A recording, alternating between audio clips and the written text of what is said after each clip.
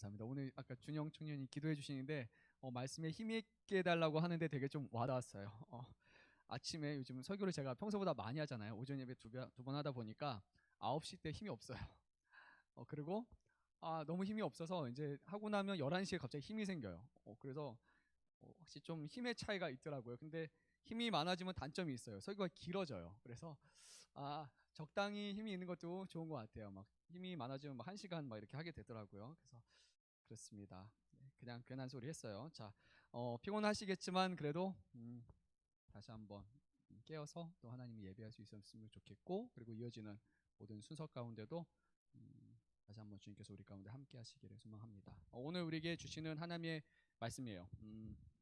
오늘 말씀의 배경을 보게 되면 특별히 예수님이 사랑하시는 특별한 가족이 있었어요. 그 베다니에 살고 있었던 마리와 말 잘해야 되는데 마리아, 마르다, 그리고 라자로스라고 하는데, 나사로라는 이 가정에 특별한 일이 한 가지 발생을 하게 됐어요. 좋은 일이 벌어지면 좋은데 오늘 말씀 보니까 한 명이, 그들 중에 한 명이 매우 몸이 아픈 그런 상태인 것을 시작으로 오늘 말씀이 진행이 됩니다.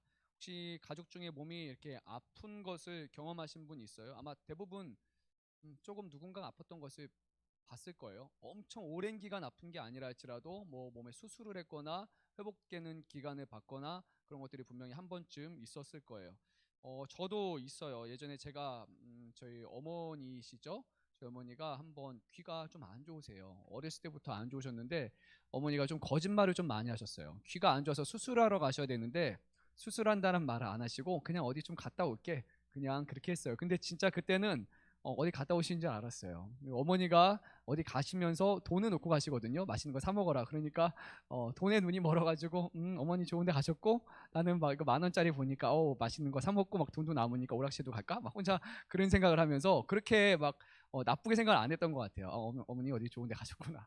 근데 나중에 보니까 어머니가 이제 수술을 하신 거였어요. 그거 뒤늦게 깨달았을 때 마음이 너무 아프죠. 나는 슬퍼해야 될 때 슬퍼하지 않고 혼자 기뻐하고 있었구나. 그 죄책감이 되게 많이 왔던 것 같아요. 그래서 나중에 한국에 제가 외국에 있다 왔을 때 군복무를 하던 때에 저희 어머니가 한 번 더 귀 수술을 하게 됐어요. 그래서 원래 휴가 계획이 없었는데 부탁을 해서 제가 어머니 거기 병 간호를 꼭 하고 싶다라고 해서 휴가를 냈고, 가서도 다시 또 요청을 했어요. 조금 더 연장을 시켜줘서 쓸 수 있는 휴가를 다 줘서 그렇게 계속해서 어머니 옆을 지키고 싶다라고 했어요.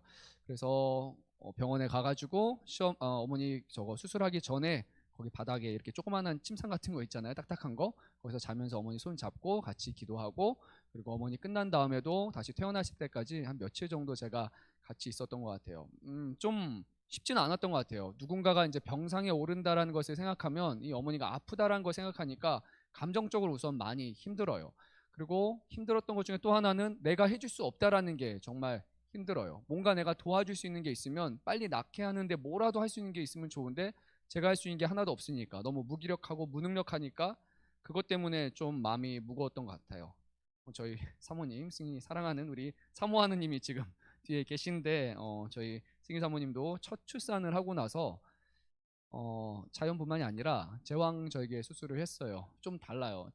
자연분만을 하게 되면 처음에 좀 힘들지만 그분들은 저녁 때 되면 걸어 다니세요. 그러면서 아기들도 이렇게 보러 가시고 막 사진도 찍고 하시는데, 제왕절개 수술하게 되면 거의 일주일 동안 그냥 계속해서 피가 나고 누워서 거동을 잘 못해요. 아기를 보고 싶어도 직접 못 보고 제가 사진을 찍어주는 걸로만 이렇게 보여줄 수가 있는 거예요. 상당히 좀 오랜 기간 동안 통증도 있었고 아파하는 것을 보면서 마음이 참 힘들었던 것 같아요. 그거예요.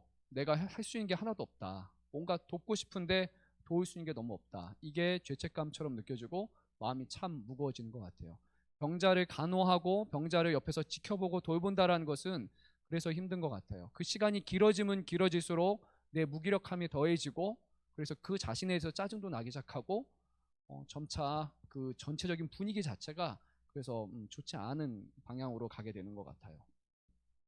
성격상 저는 좀 급해가지고 뭔가 문제가 있으면 제가 막 해결하고 싶어하는 이게 본능이 되게 강해요. 막 가만히 못 있어요. 막 뭔가 좀 해야 될 것 같은데 그게 안 되니까 정말 많이 힘들었던 것 같아요. 오늘 왜 이 아픈 사람의 얘기를 하냐면, 오늘 말씀에서도 병자라는 부분이 분명히 등장하게 돼요. 우리가 성경을 보다 보면 누가 아팠다 라고 생각하잖아요. 되게 막연하게. 아픈 사람이 진짜 많잖아요. 뉴스 보면 맨날 아프고 맨날 사람 죽고 다치지만 그게 만약에 남의 이야기가 아니라 내 가족, 내 사랑하는 사람 또는 내 자신이라고 그 대상을 조금 바꿔서 생각하게 되면 전혀 다른 느낌으로 다가올 거예요.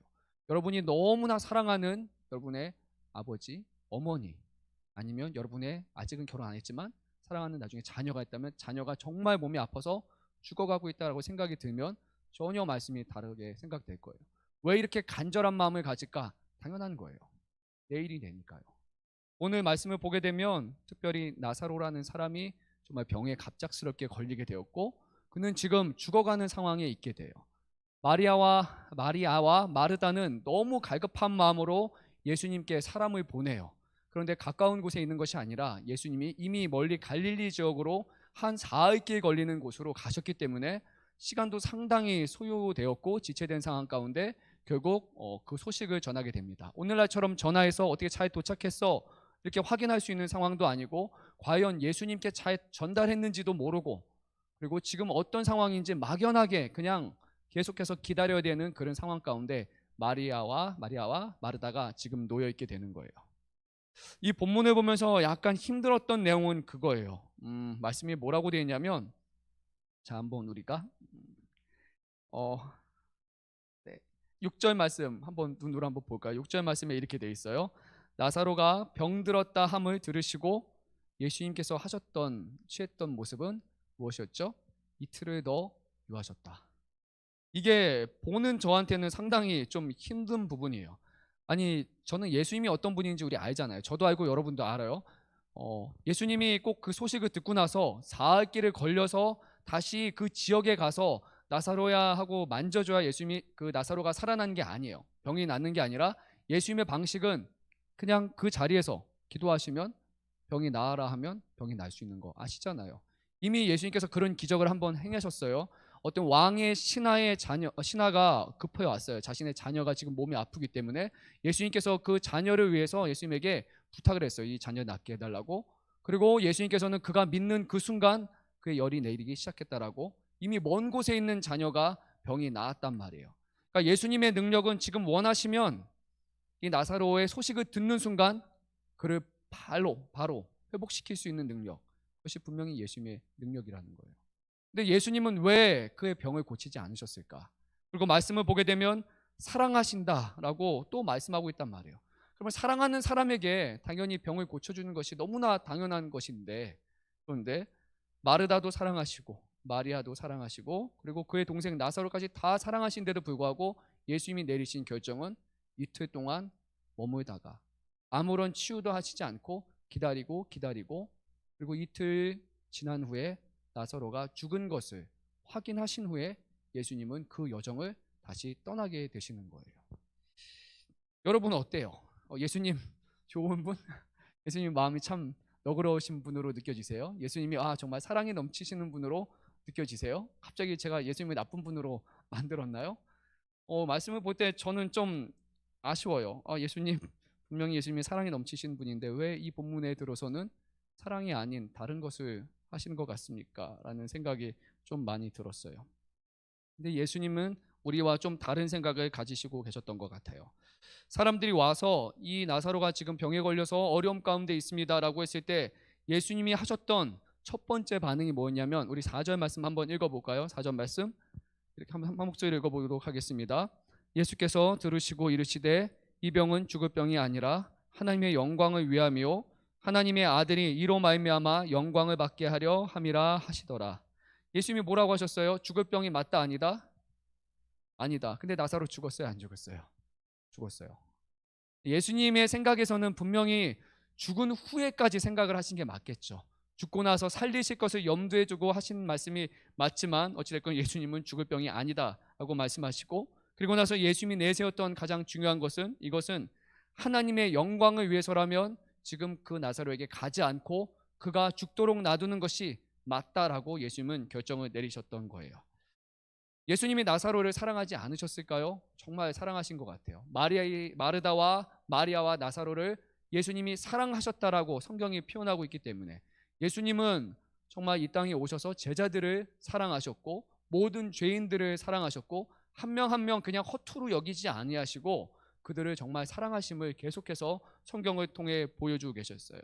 예수님은 분명 사랑하셨는데, 정말로 사랑하셨는데, 지금 예수님께서 하셔야 될 일은 단순히 자신의 인간적인 사랑으로서 이 병자를 고치는 것이 아니라 하나님의 영광을 위해서 하나님의 계획을 따르는 것이 지금 예수님이 하셔야 됐던 일이라는 거예요. 하나님의 영광, 여러분들은 이 하나님의 영광에 대해서 과연 어떻게 생각을 하세요? 영광, 오늘도 찬양할 때 하나님께 우리 영광 돌립니다라는 표현을 자주 쓰죠. 하나님의 영광을 돌린다라는 게 과연 뭘까요? 하나님은 우리가 영광 받으시옵소서라고 박수를 치면 그 순간 하나님이 영광을 받으시는 그런 상태가 되는 걸까요? 하나님의 영광은 우리가 한순간 올릴 수 있고 우리의 말로써 우리의 행동으로써 과연 하나님이 더 높아지실 수 있는 분일까요? 아니면 하나님은 지금 영광이 좀 부족한 분이셔서 우리가 그 영광을 더 높여야지만 더 온전해지시는 그것이 바로 하나님의 영광일까요? 그렇지는 않죠. 하나님은 이미 그 누구보다도 가장 높은 곳에 계신 분이고 더 이상 취할 영광이 없으신 분이 바로 우리 하나님이시잖아요. 영광이라는 것은 그냥 단순히 우리가 말로써 올려주시는 것이 아니라 영광에 대한 올바른 이해는 바로 하나님이 있어야 할 위치에 계시는 것이고 하나님이 드러나셔야 될 그 자리에 드러나시는 것, 하나님의 성품과 하나님의 본질이 그 자체로 드러나게 하는 것, 그것이 바로 우리가 말하는 영광일 거예요. 하나님은 이미 영광스러운 존재이기 때문에 우리가 더 높여드릴 수 있는 것도 아니고 그 영광의 하나님을 우리가 가리지 않고 그대로 놔두는 것, 그게 아마 우리가 드릴 수 있는 최선의 영광일 거예요. 하나님은 온전하시고 완전하시고 사랑이시고 오래 참으시고 자비하신 분이라는 성경 내에서 누누이 보여주시는 그 하나님의 온전하신 성품을 우리가 드러내는 것, 바로 그것이 영광이었어요. 예수님께 있어서 바로 그 영광이란 하나님의 온전하신 하나님의 뜻대로 끝까지 사는 것이었어요. 자신의 생각을 내세우지 아니하시고 자기의 감정을 내세우지 아니하시고 그 모든 것을 추스리고 내려놓고서 하나님이 그 자리에 드러나시는 것, 그것이 바로 예수님께 있어서 영광이었고 하나님의 영광이 가장 높은 곳에 드러나는 순간은 바로 예수님이 십자가에 달려 못 박혀 죽으시는 그 자리가 예수님을 통해서 하나님의 영광이 가장 드러나는 자리였던 거예요. 어떻게 예수님은 이러한 삶을 사실 수 있었을까? 어떻게 예수님은 자기 자신의 감정과 자기 생각을 다 내어놓고 사실 수 있었을까? 어떤 분은 이렇게 말할 수 있어요. 예수님이니까요. 예수님은 하나님이시니까 다 할 수 있잖아요 라고 그런 우리는 너무 뻔한 생각을 할 수 있어요. 그런데 성경은 예수님은 하나님이시지만 동시에 우리와 같은 감정을 가지시고 우리와 같은 동일한 육신을 가지신 인간이셨다고 성경은 말하고 있어요. 여러분이 아픈 것처럼 예수님도 아프신 거예요. 여러분이 감정적인 고통을 느끼는 만큼 예수님도 동일한 감정적인 고통을 느끼시는 그런 분이었어요. 예수님은 그냥 막연한 신이 아니라 우리가 날마다 겪는 모든 어려움들을 동일하게 다 겪으시는 그분이 바로 예수님이셨어요. 한 가지 다른 점이 있다면 우리는 그 어려움을 겪고서도 그럴 수 있어, 다시 하면 되지, 회개하면 되지, 누구나 실수는 할 수 있으니까 하고 우리는 여길 수 있겠지만 예수님께 있어서는 단 한 번의 실수조차 하나님의 영광을 가릴 수 있었기 때문에 예수님께는 그것이 불화한 거였어요. 모든 시작부터 죽으시는 그 삶이 단 한 번의 실수도 없이 온전하게 살아내시는 것, 그것이 예수님이 이 땅에 오셔서 행하셔야 될 일이었어요. 그 무게 한번 생각해 보세요. 모든 인류의, 모든 죄인의, 모든 사람들의 생명의 무게를 등에 다 짊어진 채 한 발짝이라도 쓰러지고 한 번이라도 잘못 떠지면 살아야 될 사람들이, 영원한 생명을 얻어야 될 사람들이 죽을 수 있다라는 것, 하나님의 뜻을 드러내지 못한다라는 그 무게를 가지고 예수님은 사셨던 거예요. 예수님 얼마나 힘들으셨냐면 예수님도 마지막 순간에 겟세마네 동산에서 하나님 앞에 간절하게 기도했어요. 얼마나 예수님이 간절하게 기도했는지 누가복음에서는 그 땀방울이 모처럼 뭐였다고요? 핏방울이 되어서 핏방울처럼 떨어졌다고 하실 만큼 예수님은 그 힘든 시간을 보내셨던 거예요. 죽음의 무게를 짊어지고 가는 것, 그 십자가에 매달려 돌아가셔야 되는 것, 우리의 죄로 인해서 하나님의 진노와 하나님의 분노를 담아내서 십자가에 벌거벗은 채 죽는 그것은 예수님께 있어서도 어려운 일이었어요. 그 길은 예수님께 있어서도 첫 번째 길이었어요. 예수님이 이미 이 땅에 오셔서 십자가에 몇 번 달리신 것이 아니라 이 땅에 오신 순간부터 걸어가시는 모든 그 여정은 예수님께서도 첫 경험이었단 말이에요. 그 모든 순간에 예수님이 하나하나 그 삶의 무게를 짊어지고 가셨다고 생각해 보세요. 과연 누구나 할 수 있는 것일까요? 우리가 예수님이니까 충분히 하실 수 있죠라고 그렇게 막연하게 생각할 수 있는 걸까요? 아니에요. 저는 감당할 수 없을 거예요. 하루 1시간조차도 그 무게에 짓눌려서 쓰러질 수밖에 없는 것이 아마 저일 거예요. 그런데 예수님은 이 무게를 짊어지셨어요. 그리고 죽기까지 하나님의 말씀에 순종하심으로 영광을 이루셨다라고 성경은 그렇게 말하고 있어요. 예수님께서 이 길을 걸으실 수 있었던 것은 예수님 앞에 놓여진 그 길이 어떤 길인지를 명확하게 아셨기 때문이에요. 그리고 이것이 누구를 위해서 걸어가야 되는 것이었고 누구를 기쁘시게 하는 길이었음을 명확하게 아셨기 때문에 흔들리지 않고 가실 수 있었던 거예요. 예수님의 생각에는 딱 한 가지예요. 하나님의 영광, 하나님을 드러내는 것이 예수님의 명확한 삶의 우선순위였던 거예요. 사랑하는 사람조차도 때로는 인간적인 감정을 내세우지 않고 하나님의 뜻을 쫓아야 되는 그것이 예수님이 걸으셨던 길이었고 그렇게 하셨기 때문에 예수님은 그 길을 온전히 걸으실 수 있었던 거예요. 예수님이 이렇게 하실 수 있는 또 한 가지 이유는 바로 예수님이 하나님을 정말로 신뢰하셨기 때문일 거예요. 하나님에 대한 의문을 품지 않으셨고 그렇게 하나님이 어떠신 분인지를 아셨기 때문에 그 길을 온전히 가실 수 있었어요. 결과는 뻔해요. 결과는 엄청난 일이 일어나게 되죠. 원래대로라면 나사로는 그냥 병에 걸렸다가 병에서 낫는 정도로 거기서 끝냈을 거예요. 예수님이 소식 들었어. 치유하셨어요. 그리고 사흘 뒤에 가셔서 내가 그 소리 듣는 순간 기도해서 야 네가 나았어. 몰랐지? 라고 이렇게 아마 얘기하면 끝나실 거예요. 그러면 와 나사로도 와 할렐루야. 그리고 마르다도 마리아도 와 예수님 병 고칠 수 있는 능력이 있으신 분이군요 라고 그냥 그렇게 찬미하고 끝났을 거예요. 그런데 예수님은 이 길이 아니라 하나님의 길을 걸으셨어요. 하나님의 길은 어땠냐면 나사로가 죽은 사람이 살아나는 역사가 있었어요. 예수님은 나는 생명이고 나는 부활이요 나는 생명이니 무릇 살아서 믿는 자는 영원히 죽지 않고 맞나요? 죽어서 아마 대충 그런 말씀이었던 것 같아요. 네, 저 얄팍한 지식이 드러났어요. 살아서 믿으면 살아서 주님을 영접하면 그 사람은 영원토록 죽지 않는다라고 분명히 말씀하셨어요. 그리고 나사로를 통해서 이것을 이루셨던 것 같아요. 네. 죽은 나사로를 살리시는 이였고 더 놀라운 이들은 마르다와 마리아에게 일어났죠. 단순히 나사로만 치유된 것이 아니라 마르다와 마리아는 예수님이 어떤 분인지를 추상적으로 알던 것, 머리로만 알던 예수님에서 끝난 것이 아니라 이제 그들에게 있어서 예수님은 실제적인 존재로 변화되게 되는 거예요. 부활이 있을 거예요. 하나님은 살아계세요라는 그런 막연한 믿음이었다면 이제는 그 하나님이 이제는 죽은 사람을 살리실 수 있다는 것을 그들은 경험하게 돼요. 뿐만 아니라 오늘 말씀 보게 되면 예수님께서는 한 가지 더 말씀하셨어요. 이 모든 일이 일어난 것은 결국 그의 제자들을 위함이다라고 그렇게 말씀을 하셨어요. 우리가 15절 말씀 한번 읽도록 하겠습니다. 내가 거기 있지 아니한 것을 너희를 위하여 기뻐하노니 이는 너희로 믿게 하려 함이라. 그러나 그에게로 가자 하시니 라고 말씀하십니다.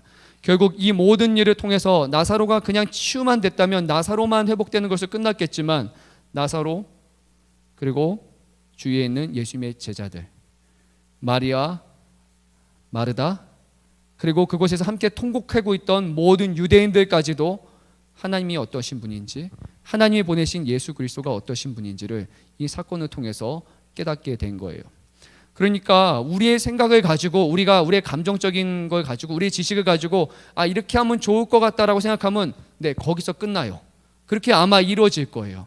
그런데 하나님의 계획과 하나님의 생각은 거기서 끝나는 것이 아니라 더 많은 것들을 예비하시고 더 많은 것들을 이루고자 하시는 거예요. 아마 여러분에 대한 하나님의 마음이 너무 크시기 때문에, 기대가 너무 크시고 사랑이 너무나 크시기 때문에 그냥 여러분이 원하는 정도 수준에서 만족하시는 것이 아니라, 아니야, 너희는 그 정도를 위해서 태어난 것이 아니고, 너희들은 이 정도의 존재가 아니고 너희들은 이 정도를 이룰 수 있는 존재야 라고 여러분을 통해서 보여주고 싶으신 거예요. 그래서 때로는 우리가 원하고 구하는 것들이 실제적으로 일어나지 않는 거예요. 더 많은 시간이 걸려서 더 많은 어려움 끝에, 도달한 끝에 비로소 알게 되는 거예요. 아, 하나님의 계획은 이 정도가 아니라 100을 생각하셨구나, 1000을 생각하셨구나. 그 나중에 가서야 비로소 돌아보면서 하나님께 고백할 수 있게 되는 거예요. 지금 여러분 어렵죠? 힘들죠? 근데 눈앞에 보이는 것만 붙잡지 마세요. 여러분의 감정과 생각으로 지금 앞에 있는 것을 쫓아서 살아가다 보면 결국 병의 치유되는 그 정도로 끝나게 될 거예요. 하지만 여러분이 그 뒤에 있을 하나님의 영광과 하나님의 계획을 바라본다면 이것이 아니라 여러분을 통해서 영혼들이 살아나는 것이고 더 많은 일들을 계획하시고 이뤄가시는 것을 여러분의 삶을 통해서 보게 될 것이에요. 예수님은 그것을 아셨기 때문에 마르다와 마리아와 나사로와 제자들을 사랑하셨기 때문에 이런 선택을 하셨고 이것을 통해서 하나님을 드러내심을 보게 되는 거예요. 16절 말씀 보게 되면 제자들은 막 이런 마음을 가졌어요. 디두모라고 하는 도마, 우리가 잘 아는 도마죠. 뭔가 이렇게 믿음 없는 사람의 아이콘, 약간 의심 많은 도마. 찬양에도 있죠. 예수님 부활하신 다음에 한번 만져보겠습니다. 막 손 만지고 옆구리 만져본 그 아이콘인 도마가, 그런데 오늘 말씀 보니까 상당히 의리 있는 사람으로 등장하게 돼요. 16절 보게 되면 도마가 이렇게 말해요. 다른 제자들에게 말하되, 야, 우리도 주님을 위해서 죽자. 왜냐하면 이제 예루살렘에 도착하게 되면 그 베다니는 예루살렘에서 한 8km 정도 떨어진 곳이었으니까 그 지역에 있는 유대인들은 예수님을 얼마 전까지만 해도 돌로 쳐서 죽이려는 사람들이었고, 예수님이 죽게 되면 결국 자신들도 죽을 위협에 있기 때문이니까 이 제자들은 두려움 가운데 있었어요. 그런데 도마는 그 가운데서도 예수님을 향한 어떤 믿음인지 정확하게는 모르겠어요. 하나님의 아들이라는 그런 온전한 믿음이라고 성경은 말하고 있지는 않지만 약간 의리 있는 사람, 그리고 예수님을 정말 신뢰하는, 인간적으로 신뢰하는 인물이었던 것 같아요. 그래서 그는 주님을 위해서 죽겠습니다, 가자라고 제자들을 다독여가지고 예루살렘으로 가게 됩니다. 근데 그가 몰랐던 것은 바로 이런 거였어요. 도마는 죽으러 가는 게 아니었어요. 그가 보기에는 죽으러 가는 것 같았지만 실제로 죽으러 가는 분은 예수님이셨어요. 제자들은 죽으러 가는 게 아니었고, 예수님은 베다니에 있는 나사로를 살리기 위해서 자신의 생명을 이제 내어놓는 그 일을 가게 되는 것입니다. 재밌는 게 뭐냐면요, 지금 예수님이 계신 이 장소가 어디냐면 요단강 건너 베다니 지역이에요. 그리고 거기는 조금 오늘 나사로가 있는 지역하고 달라요. 근데 나사로가 있는 지역은 예루살렘의 근처에 있는 베다니예요. 이 둘의 간격은 약 150km 정도가 되는 것이고, 그 당시에 건강한 사람들의 하루에 걷는 속도는 40에서 45km 정도 되니까 열심히 걸으면 4일 정도에 도착할 수 있는 거예요. 그러니까 오늘 예수님께서 이 소식을 들은 다음에 예수님이 바로 출발을 하셨어도 실제로 나사로는 이미 죽어 있는 상태가 되는 거예요. 왜냐하면 도착하는 순간 이렇게 말하죠. 이미 죽은 지 4일이 지났다라고 그렇게 말씀하고 있어요. 제가 계산에 맞겠나요? 네. 그 소식을 듣고 열심히 도착해도 아마 맞을 거예요. 갑자기 숫자가 잘 계산이 안 되네요.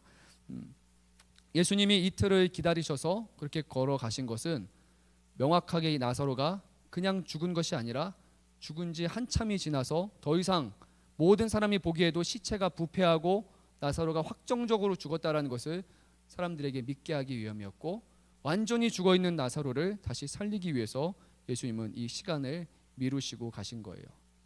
오늘 요한은 이 말장난이라고 하죠. 언어 유희를 통해서 우리에게 보여주는 것이 있어요.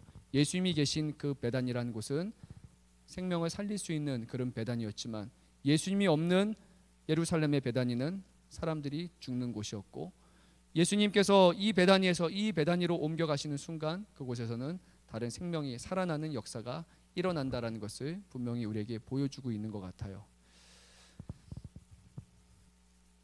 우리 10절 말씀, 9절 10절 말씀 끝으로 읽도록 하겠습니다. 9절 10절 말씀이에요. 예수께서 대답하시되 낮이 12시간이 아니냐 사람이 낮에 다니면 이 세상의 빛을 몸으로 실족하지 아니하고 밤에 다니면 빛이 사람 안에 없는 거로 실족하느니라. 이 말이 어디서 나왔냐면 예수님이 이제 이틀이 지난 다음에 제자들에게 야 우리 이제 유대 땅으로 가자라고 했을 때 제자들이 막 놀래요. 예수님 무슨 말입니까? 얼마 전까지만 해도 우리를 죽이려고 했는데 지금 가면 우리 죽는 것 아닙니까? 라고 막 두려움 가운데 있게 돼요. 또 예수님은 좀 특이한 비유를 하나 사용하세요.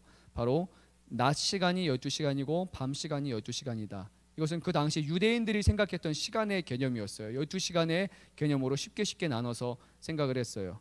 그런데 사람이 낮에 다니게 되면 실족하다 이렇게 트립하는 거, 이렇게 넘어지는 거예요. 어디 걸려서. 낮에는 사람들이 걸려 넘어지지 않는 것처럼 지금 이 베다니를 향해서 가는 여정은 하나님이 계획하시고 하나님의 영광을 위해서 가는 여정이기 때문에 이 길을 갈 때는 결코 실족해서 넘어지거나 죽을 길이 없다라고 확정적으로 말씀하시는 거예요. 하지만 밤은 찾아온다라고 말씀하세요. 밤에 다니면 그 빛이 그 사람에 없는 곳 없기 때문에 결국 실족하게 될 것이다.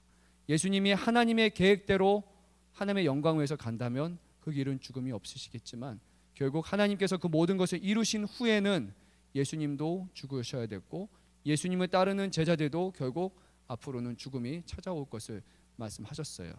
한 가지 뭐냐면 만약에 우리가 가는 그 길이 하나님의 영광을 드러내기 위해서 가는 길이라면 하나님께서는 그 길 가운데 우리를 빛으로 인도하시고 넘어지지 않게 하심으로 끝까지 그 길을 완주할 수 있도록 도와주신다라는 거예요.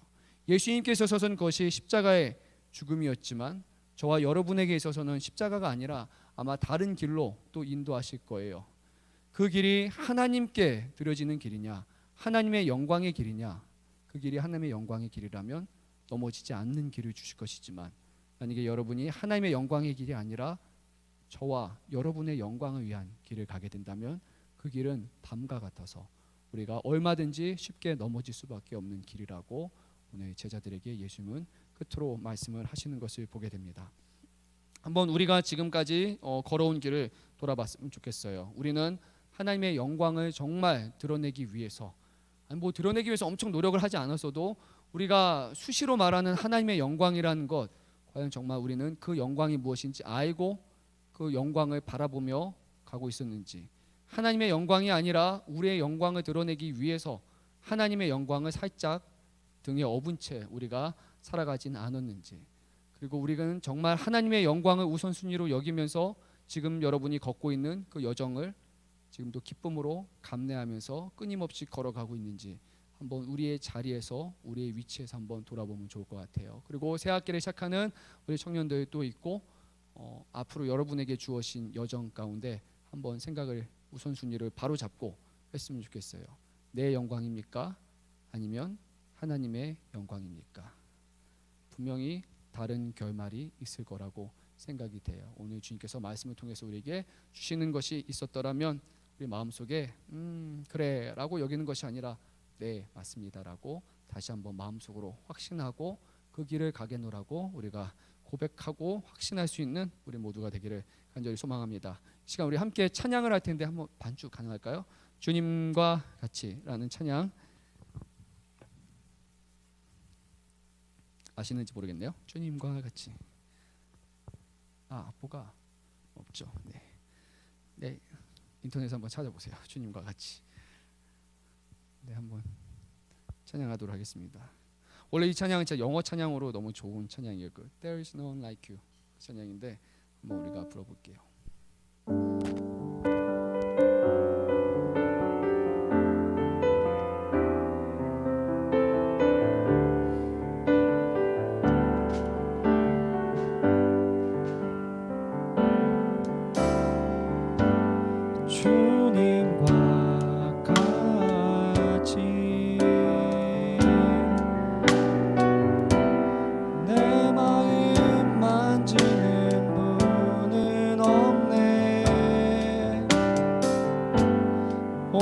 세월 찾아 난 알았네.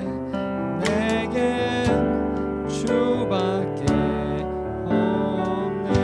다시 한번 주님과 같이 주님과 같이 내 마음 만지는 분은 없네. 오랜 세월 찾아 난 알았네.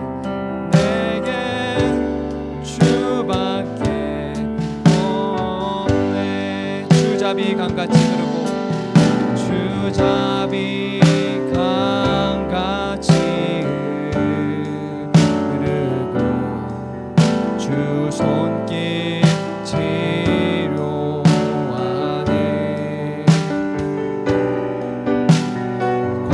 고통받는 자녀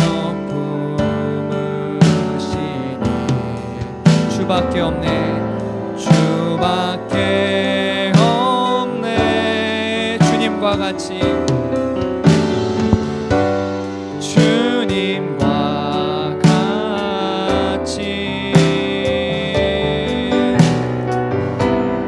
내 마음 만지는 분은 없네.